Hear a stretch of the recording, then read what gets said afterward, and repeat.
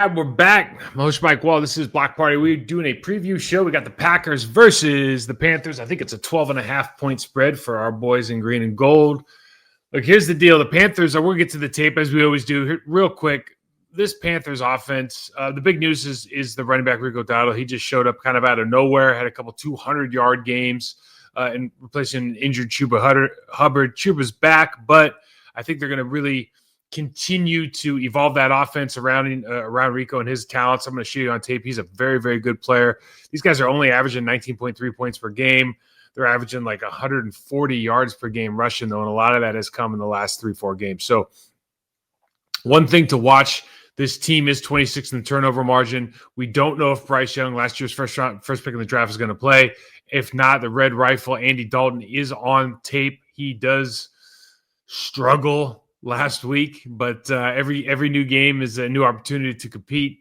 So we'll see what that looks like. I like their offensive line. I like their running game. I think they're getting to be a more fun team to watch once they have that Rico Dowdle. Obviously, Xavier Legette outside, McMillan coming in, first-round pick this year. Very, very talented, but very, very young. Defensively, I'm telling you guys, if the Packers team ever wanted to get better on the ground, this is the week to do it. Last week, they gave up 245 yards rushing to the Buffalo Bills, 7 yards a carry. I'm going to show you a reel right now. Every damn play is a highlight tape. And what you're going to notice, D tackles are getting reached. People are getting stuck on blocks. You're able to drive your hips through and just continue on your tracks if you're an offensive lineman, if you're a tight end. And they're doing a lot of 12 and 22 personnel, a lot of under center stuff, all the stuff that we talk about here just being in love with since, back in the 90s. Hopefully we can see some more of that with the Green Bay Packers. This is a fun tape just because there is all kinds of ground game all over the film. Enjoy it. We'll get back at the end with a little recap. 240 yards on the ground to the Bills, 7 yards a carry. And the one thing that stands out, and this is great for Packer fans if they're thinking about, let me rephrase that. If the Green Bay Packers want to establish a running game this week, then they should be watching this tape and going, okay, we see the formula. These D tackles get, particularly Wharton 99, they get reached. They do a poor job of filling lanes. They miss tackles. There's a lot of under center on here, which we've talked about at length on all the shows I've been on over the last couple of weeks, and at least from alignment's perspective, what the immediate effectiveness is for the Packers. Josh Jacobs, obviously the play action stuff with Jordan Love off of that. But let's just take a look at these, and it's going to feel like you're on a Rolodex of just big plays here. But you just see everybody gets covered up. I mean, just at the base level, the Bills' offensive line, the Bills' offense, Josh Allen, they're great. But at base level, you're just covering up guys. 99, we're talking here. This matchup here, that's it. Everybody is getting reached here. And then we just got, because of that, you just have these really fantastic angles coming around and making safety or corner play. I mean, you just got fantastic angles through. And if it's basically like there's always somebody that's disadvantaged. If the center here can get, well, I mean, you're looking at that 3-tech, but if the center can get to 56, you're in incredible shape here. One thing you notice is it felt like there was a lot of guessing. You just see at the point here, I mean, you should never get reached that easy as a wide 3-tech. And then you'll just watch 56, the linebacker with the center. He just kind of has to play the guessing game. As we know, the Bills like to run a ton of under center stuff. They like to use multiple tight ends. And really, to be honest, the way that the defense lines up, they have a 3-4 defense as out of base. The way they line up with their outside linebackers, you just feel good about the matchups on the outside. And you can just see from the tape, even when there's not a surge, there's a definite cover-up. Again, the Bills offensive line just look like all pros. Just highlight this matchup again. So this is a really good job of using motion to get the linebacker backside of the center here, so the center has a reasonable block. But we're going to just highlight this guy again and how his inability to not get reached allows just this wave of people to come through. As we go back, the center's going to get up. And you have difficult blocks here. Like these are look, square base right here. Let me just erase some of this stuff. Square base right here you feel good about as far as being able to get there. He's not going to penetrate. He's going to run. Obviously, this under center, we talked about it before, it puts that back somewhere around 6.5, 7 yards in the backfield, hits it relatively quick, certainly faster than it would be if he was in pistol. We watch the toss here. They go motion. 56 gets back, so the center's got a good angle, and then just look at the wave. I mean, it really comes down to, and they have Derek Brown on the other side, 95, and he's a great player. But speed kills here. The left guard makes a fantastic play. Somehow, again, it feels like 99 almost guesses wrong here at the apex point. And they just get wave after wave after wave of people of just, hats on hats. And this is they're like 26th or 28th in sacks. I just put this on here because, this is the only real time you see a lot of pressure in this game right off the snap. It's just the Bills do something, just make the wrong call here. I love highlighting this guy, man. Like he's a great player, man. Look at that set. He's just casual. He's like, I'm 350 pounds. I can freaking move. I dare you to hit me. Look at this. Unbelievable. It's casual. He's got a great get off, man. And the split that Deion Dawkins uses something different. But we're talking about the Panthers today. They go back to their traditional 3-4. Again, they're looking at 22 personnel, which you don't see a lot. But, man, this is why I think if you're an old head, you love seeing this stuff. This is, wing right tight near, and they just run toss out of the under center eye, and it's gonzo. And there's a couple plays. We've shown 3 already. It's just a question of, and Derek Brown's out here, and he's a great football player, but you just feel like you've got good angles. They've overloaded the side, but they're still relatively balanced. Like these guys, we say relatively balanced. These guys in particular, they're split to win here, right? They've taken some keys to winning here as far as getting a little bit play side because of the number of extra players they have over here on our left. The offense is right. But you feel really good about, when you're drawing things up, there's always this do you feel good about your angles or not? And they've created an extended bubble. Can't see it out here outside these titles, but you feel good about that lane. You feel good about being able to get up here. You feel good about leading through. There's, you got a safety, you got an outside linebacker. You feel good about all of these, and then it's like, okay, can this guy get through on the toss, which is not a handoff, which happens and hits faster. So you just feel good. If you're a scheme guy, you feel good about these angles. So the right guard, right tackle going all the way to the backside guard because that fullback can take care of the Mike in the hole. Or the tight end, and they just don't. It's almost like they have an extra man on the field. 3rd and 10 play here. They go motion out. Think about it, if you just want to run Josh Allen or, if Jordan Love sees this, you go like, oh, maybe,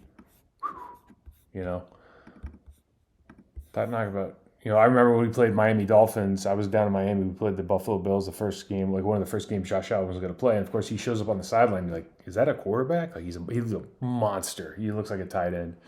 And he ran for more yards against us than he threw for. But I think I can't remember if we won the game or not, but everyone was walking away like, Jesus H.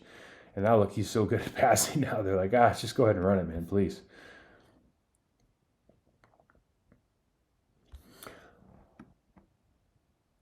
So they got the deep over.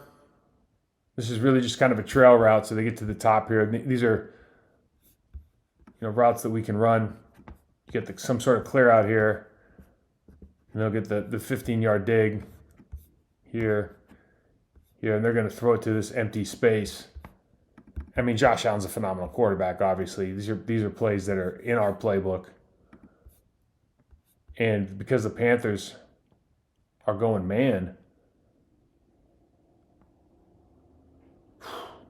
man, it's a long ways to run if you're that slot nickel. 2nd and 16 player. I just put this in. It's fun to watch. Josh Allen's a freak. Nope. Nope.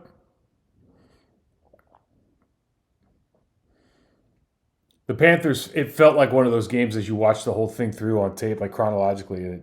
It's like at some point you start losing belief. Okay, so we got 21 personnel. And you're out the gate. I'll show you the flip at the end here, but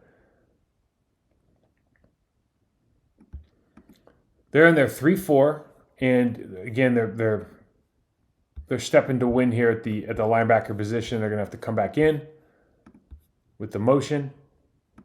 Talking about we're going across with the tight end, but you're still in that. You started in a near right, and now you're going to go to a far left,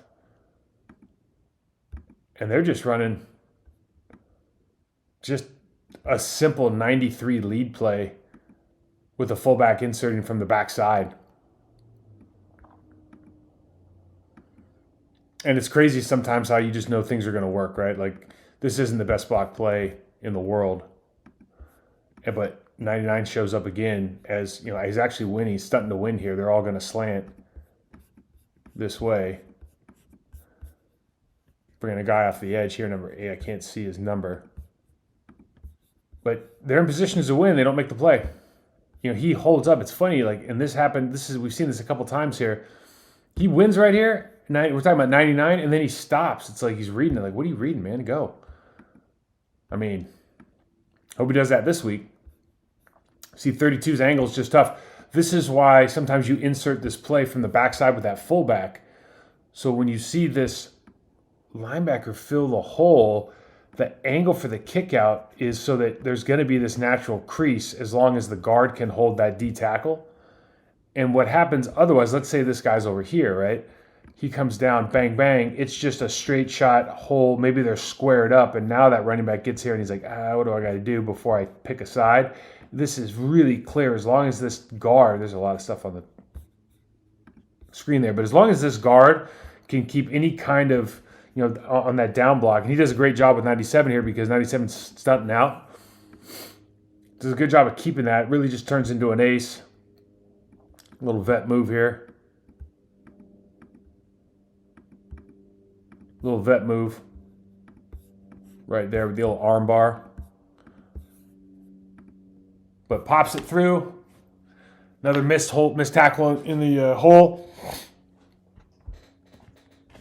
Little flip. We got trips. We got a hipped off tight end. You're motioning to 2x2. And they're just going to run a little stick arrow on the top of the screen here. Another missed tackle. I mean, just scoring in bunches. This game was a joke. Sometimes you watch these games, you obviously expect these guys to bounce back and play better. They were playing better earlier in the season. I don't know if it's because the quarterback's out and it just kind of affects the whole team. You never know, but look how many yards there are just before contact here, really. Okay, so they're in their nickel with 11 personnel, and I'm telling you guys, it's the little things. Look at this. Double team. Look at the movement that happens here and how it affects this guy. Look at 99 just gets shoved into 56. Force patient, makes a play. I mean, it's a good ball. Now they're back in 12. Oh, that's 22, excuse me. God, I love this Bills offense, man. Under center, 22 personnel, all the day. And they show, with the big fella 41 coming across, they're showing kind of like a lead toss play, and they just run it right up in here. And all they're trying to do is make it so they can occupy this player. Now, of course, the Panthers, you go, are you guys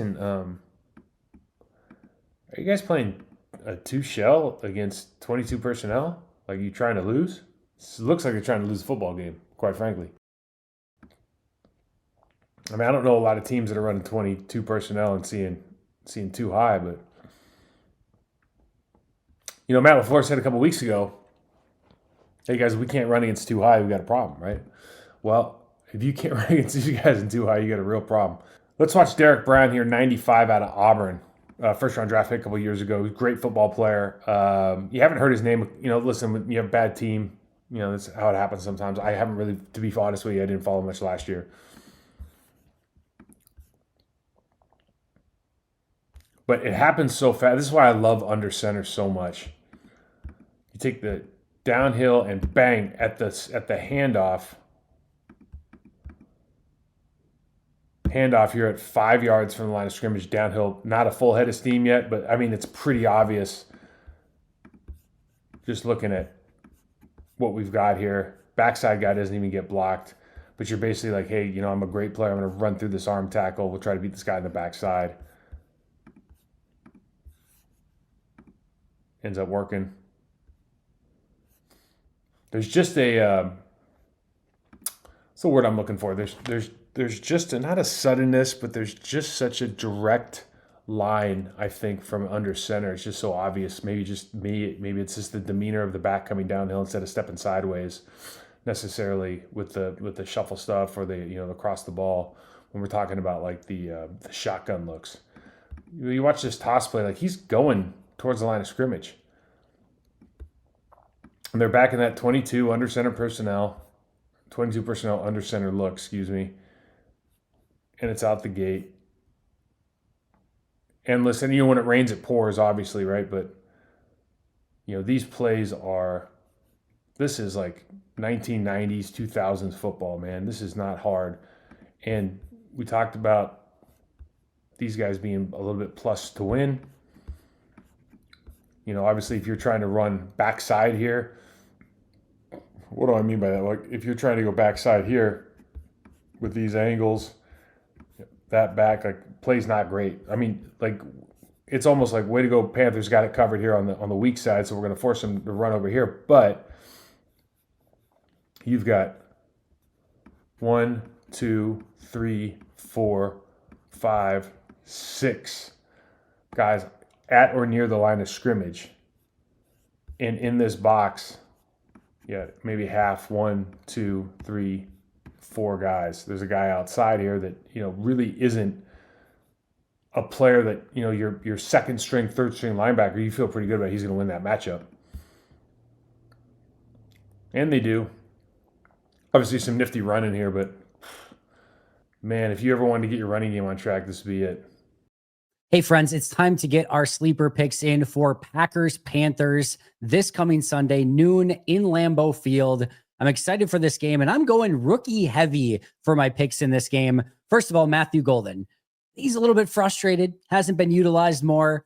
35.5 receiving yards. I'm going more than 35.5 receiving yards for Matthew Golden in this game. I think Matt LaFleur and this Packers offense will be a little bit more intentional in getting Matthew Golden the ball. I expect him to bounce back and have a big performance against Carolina. So Matthew Golden, more than 35.5 receiving yards. On the flip side, for Carolina, Tet McMillan, more than 51.5 receiving yards. So maybe a slightly high number here, but I expect Carolina is going to have to throw the ball to try to get back in this game at different points in this game. And I'm expecting that, once again, a big, tall, physical receiver on the outside is going to give Green Bay some troubles. And I'm expecting Carolina is going to try Tet McMillan early and often in this game. So Tet, more than 51.5 receiving yards. And then Ryan Fitzgerald, their rookie kicker, more than 1.5 field goals made. Whether he makes it or not might be a little bit more interesting, but I expect this is going to be another bend but don't break performance from Green Bay's defense, which is going to allow Fitzgerald to have multiple field goal attempts. And I expect that he's going to make at least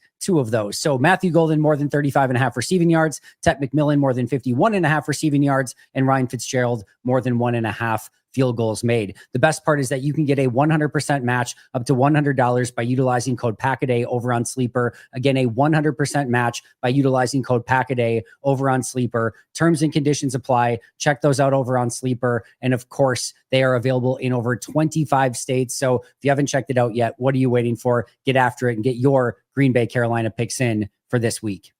Hey friends, Andy Herman here. Before we get back to Mike Wahle, who is absolutely amazing, by the way, just shout out to Mike for all these incredible film breakdowns coming on with the live Q&A on Mondays. And then, of course, with our regular podcast as well. If you haven't checked those out yet, make sure to do so. But before we get back to Mike, just want to shout out our two sponsors for today's show. First of all, Luigi's Frozen Pizzas. If you haven't checked these out yet, what are you waiting for? A little bit of buzz, by the way, that there's going to be some news around Luigi's Pizza. So keep an eye out for that. The best way to do so is to follow them on social media at Luigi's Pizza, and make sure you're checking out luigispizza.com as well. You can see their whole line of pizzas, also the store locator, so you can find the Luigi's Pizza nearest to you.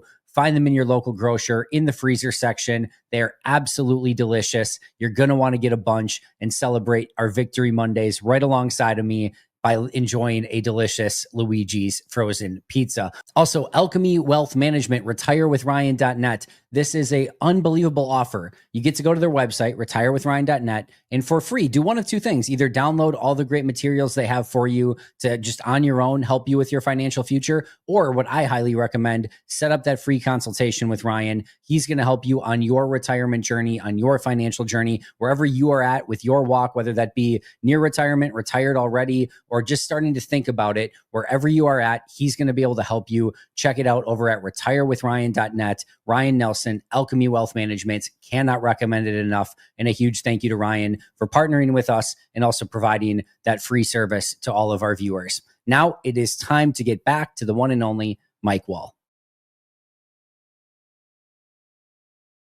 All right, really the name of the game with this team right now is Rico Dowdle. So we're going to see Chuba Hubbard here, 30s in. And I think he's designated the starter, quote unquote, this week. But number 5 came in a couple weeks ago when Chuba was hurt. Had some just, I think, 2 amazing football games. Last 2 weeks, I think he's got like 130 yards compared to 30 or 40 for Chuba. So he's a different kind of runner. He's just one of those hidden gems. Like, how did nobody find this guy kind of deal? But the other news is, and we don't know if Bryce Young's going to play or not as of making this film. Andy Dalton, Red Rifle, whatever it's called, Red Rocket is there. He did not have a good week last week. He can still drive the ball downfield. This is not a good way to start. I think if you're the Packers, you put 5 up in the line of scrimmage and you just decide, hey, we're not gonna block Ed Oliver. I mean, let me just show you that this is Brady Christensen, who's a good football player, and this happens to every lineman. Happened to me way too many times. But I'm telling you, like, there's not a worse feeling in the world. It's early in the game, and you don't either you don't move your foot or your center takes a big step. But one or another, right now you go, shit. Man, it's a bad way to start a football game. Did not get much better for them after that. All right, a little passing play here with, we got a little early shotgun. We got trips to the left. And look, they've got McMillan, the first-round pick. They've got Leggett, who is, I think, a first-round pick last year. Super talented guy, best accent and maybe like locker room persona in the league right now. Just I love listening to his interviews, man. It's just a joy. Hunter Renfrow, 13, is still on this team, but he's really kind of the only vet. They've got young guys all over the room. Bryce Young's obviously a young football player, being the first pick in the draft last year. We don't know if he's going to play. Dalton can still throw it around a little bit. They can make some plays here if you get him into man coverage. They can separate. Leggett in particular has shown that he can separate in man coverage. So now we get into the kind of the interesting stuff, because the first 2 touches that this kid gets the football, you see the highlights and you start watching tape. It's like, well, how good is he? Because the Panthers do run a lot of, I'm not going to call it gimmick stuff. They run a lot of stuff behind the line of scrimmage to get the ball out of their hands. I think they fancy themselves a running football team. They invested heavily with Ike Ekwonu, first maybe a top 5 or 6 pick in the draft a couple years ago. Christensen, Taylor Moton's been there for years. He's great. Cade Mays is there now. So they've got some dudes on the line that have been around the block and are good football players. I think they fancy themselves a downhill physical football team. Got a couple tight ends that they like to play, but this kid just hits the hole. He's slippery. He knows how to accelerate. Just great natural instinct. Again, it really is always cool to see players like this who kind of just, they get traded, nobody even knows who they are, and then they pop off for 2 monster games, and then followed up really with a solid effort in the last couple. So here's his first 2 carries. You're always going to see a lot of this tight end split flow stuff, whether it's 12 or 11 personnel. You see the double here by, this is just a duo play, duo for those at home. We're getting double teams. They're running that split flow action. Here across, get some eyeballs, but you can just see where the obvious hole is here as the safety has to fill. But, if I'm just critiquing this, like hip to hip, fantastic. They're getting pretty close to hip here. In a good position. Like we're in good square to line of scrimmage by 84, doing a great job, not giving these guys a lot of options, right? And really, if we've got this linebacker, is he going to shoot? If he's shooting here, like center's going to come off real easy there. It's not a hard block. So I think they're doing a good job of covering on that defensive tackle. I do think watching this tape that if you slant against them, I don't think their tight ends are able to recover to the second level. So what I mean by that is, I'll try to show it in another running play. If you slant, the tight ends will stay on track. They don't do a great job of getting to that next level. Here he is again. I think he's the real weapon on this football team right now, given that Bryce Young's out and doing what they're doing with their passing game.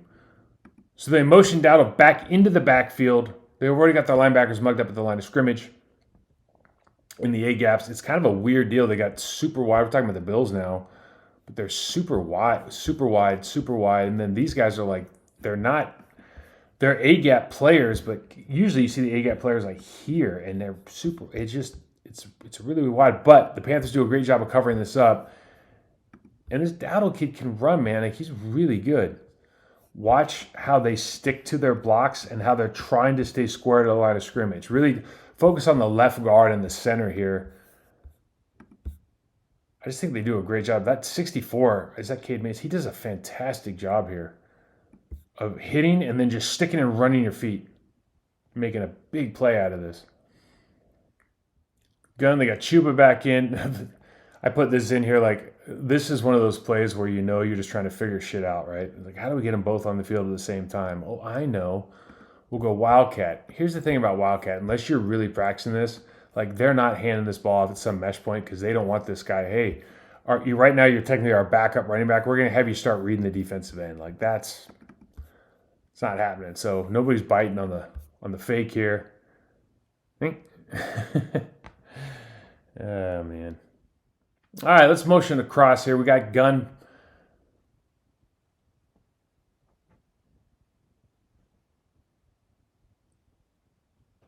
And you just see this is, Dalton's, it's just kind of day for him. So they got great pocket. They run the wheel up top and go up the gate here. And they're clear, man. Throw the ball. It's 50-50. And he's got that's a touchdown. And he just gets hot feet. And then I think as Broussard pokes the ball out.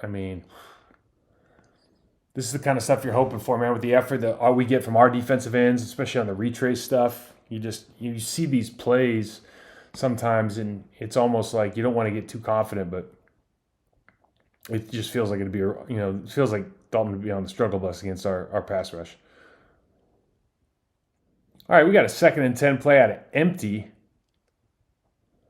There's a guy up top you can't see. He's just off the screen. These guys look like they're almost playing like sticks. This is one of the craziest football plays you'll ever see, man. He actually bats it up, kicks it with his foot. And, Dalton is just playing some bad ball. You never know. He's supposed to jump up, and, they want Aquano to just run by him. But good Lord. I've never seen anything like that. It's a goddamn shame he couldn't score, huh? And they're trying to run a lot of stuff behind the line of scrimmage. They want to get the running game going. And I think they found the guy here. And this is another interesting look where they're always trying to use that split flow look to get a little bit of eyeball. So they're running the toss crack, bringing him just down block and around. I'm assuming for this guy, we got a stock block out here. And it helps because their safety rotation is away.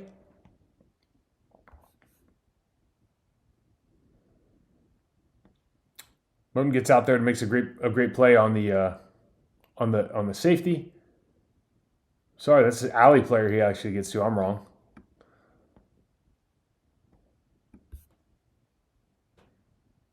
So, sometimes you make mistakes. And because this guy's he's got his eyes in here, he actually comes through. We got the center going up to the Mike linebacker. He just ends up taking both. So Mo can get all the way out on the alley player here. That's why it turns into such a big play. 7 actually retraces later, gets handed off, slows the guy down. D tackle makes a play, but these are good runs by what I think is a team that's trying to be physical at the offensive line position. I think this is Joey Bosa and Ike Ekwonu. Look, Ike's a really, really talented guy, super athletic player. He has a lot of lapses, and if you were breaking him down like how to beat him, he tries. He thinks he's like an old vet with some of his hand stuff. He'll try to bat your hand down, and he's got shit everywhere. He stand up and down, stand up tall. He's an explosive player. If he just set, like he's one of those guys that if he just set right every time, like he's probably not losing. But he wants to do all this hand stuff and start wiping away and gets himself high, and then you give up sacks like this, unnecessary. But if you're our guys and you're watching that, you go, okay, I think there's some opportunities there for sure. Moton's always been a good tackle. Bosa had another sack that they called off for I think a face mask or something, but he ends up they end up giving up another one. I think maybe it's right here. So they are susceptible, certainly on the outside for our pass rush game. One thing you notice when you watch this is the play here, but one thing you also notice is there is a good push to the pocket on the interior offensive line. 70 Christensen does a good job. I think that's Christensen does a good job of sitting down late, but you give up that initial charge, and Dalton got sacked on the second play of the game, so he's already kind of looking around. Where can I go? Where can I go? His eyes are off. There's no better coverage in the world than a great pass rush, because this guy's got leverage. We can see that potentially he's got some of the outside, but his eyes are just like, give me a place to hide right now. Sorry, ends up coming in and making a play. So like I said, guys, we don't know if Bryce Young's going to play this week. It does make a big difference in the game. Andy Dalton didn't have a good week last week. He's obviously a veteran. There's a lot of things down. He can still drive the football down. They have guys that can separate. They have great players, but young players at the wide receiver positions.